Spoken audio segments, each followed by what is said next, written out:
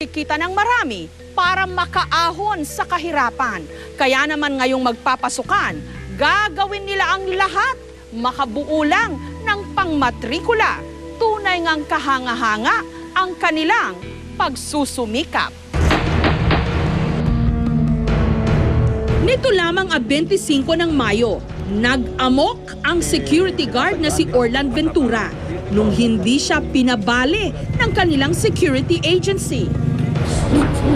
Ang ia-advance niyang 5,000 piso sana, gagamitin niyang pangmatrikula ng kanyang anak. Wala akong sinahod, nagkakasadbas ako sa opisina, hindi ako pinagbigyan dahil pagpa-enroll sana ng anak ko yun. Tapos tinanggal pa ako sa trabaho.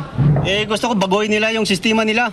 Hindi fair ang labanan. May mga atraso yung iba dyan, hindi nila inaksyonan. Bata-bata system. Siyempre pagdating sa tuition at gusto niya mag-aaral ang mga anak niya, naiintindihan naman natin yung side na yon.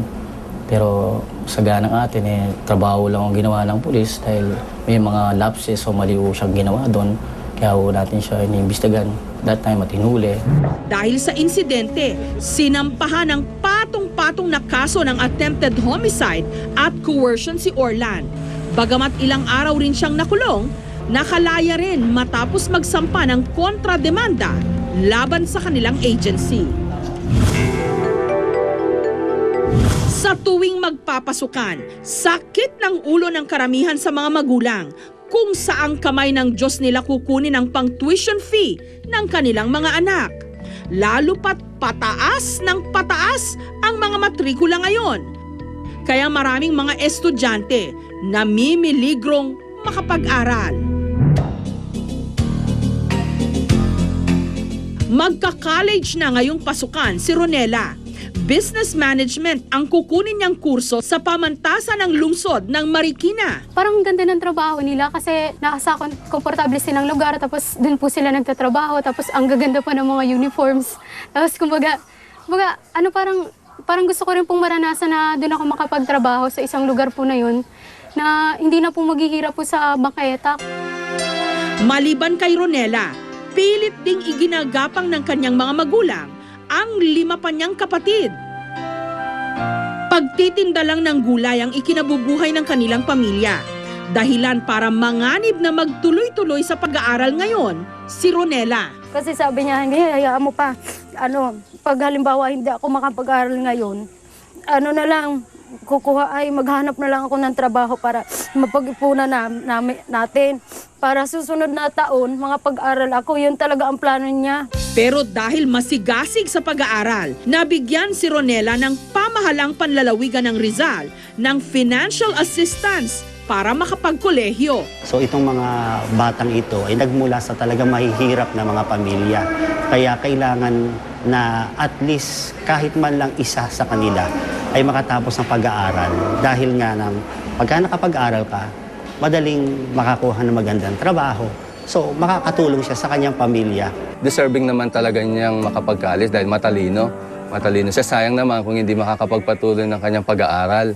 Yun nga lang, ang natanggap na tulong ni Ronela na nagkakahalaga ng 10,000 piso, kulang pa raw ng mahigit 600 pesos para makapagbayad siya ng buong pangmatrikula. Maliban dito, kailangan pa niya ng mahigit 2,000 pesos para naman makabili ng uniforme at iba pang gamit sa eskwela. Kaya ngayon, doble kayod si Ronela sa pagtitinda ng gulay. Ngunit mula Miyerkules hanggang kahapon, 180 pesos lang ang naipon ni Ronela. Malayong-malayo pa sa kailangan niyang halaga. Yung mga natitira ko pong gamit, baka may recycle ko po yung mga notebook ko natitira. Yun na lang po yung gagamitin ko pagdating ng college. Tapos saka na lang po ako mag-iipon ulit pag medyo malakas na yung gulay pag nagtinda. Ang pinagsama-sama namang laman ng kani-kanilang mga alkansya. 420 po.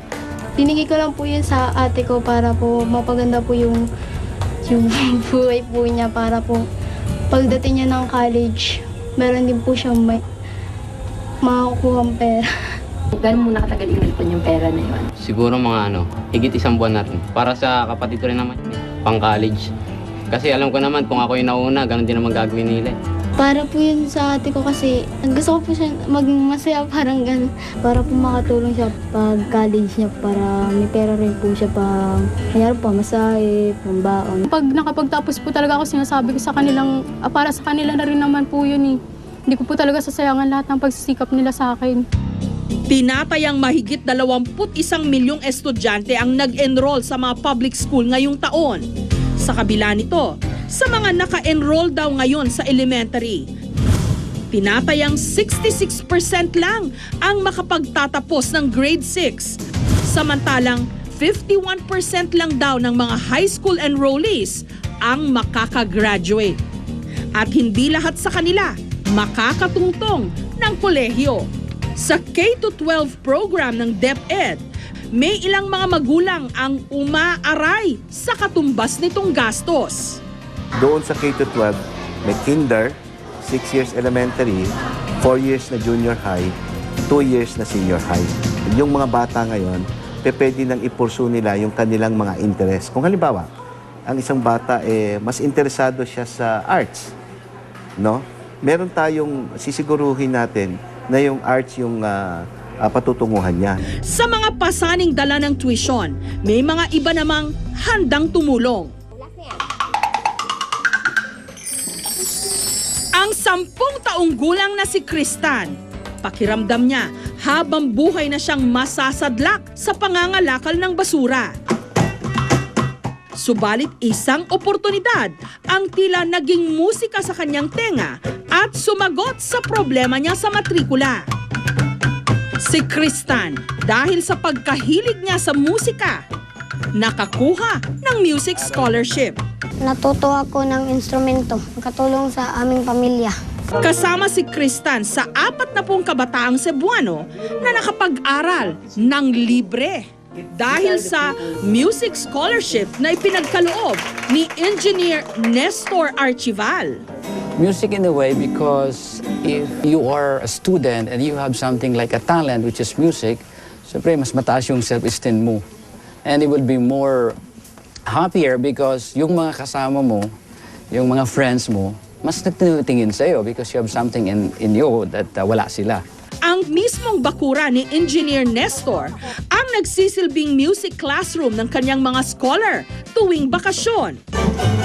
Tinuturuan silang tumugtog ng bandurya, gitara, at pati na beatbox. Masayang masaya. Bukod sa nakakapag-aral ako, nakakatulong pa ako sa aking mga magulang. So ngayon, ano na yung naitulong sa'yo? Una talaga yung disiplina at respeto at ang pangalawa ay yung music. Mahigpit ang inhinyero sa attendance. The moment mag-push siya doon, automatic siyang mag-attendance doon sa office. May wishlist din ang mga bata ng premyong nais nilang makuha kapag naging mabuting music student sila. So, anong gusto nila? Aside from these things na binibigay ko, like money for the school. Si Kristan, umaasang ito na ang simula para maging mas maganda na ang saliw ng musika sa kanyang kinabukasan. Sa katayuan ng karamihan sa mga Pilipino, ang karapatan ng edukasyon nagiging pribilehyo na lang para sa ilan. Ngunit huwag mawala ng pag-asa. Huwag hayaang kahirapan ng magdikta ng kapalaran dahil ang determinasyong makapag-aral sa kabila ng lahat ang siya pa ring pinakapangmatrikula sa napakalaking eskwelahan ng buhay. Yay! Mga hayop na may depekto pero kapaki-pakinabang.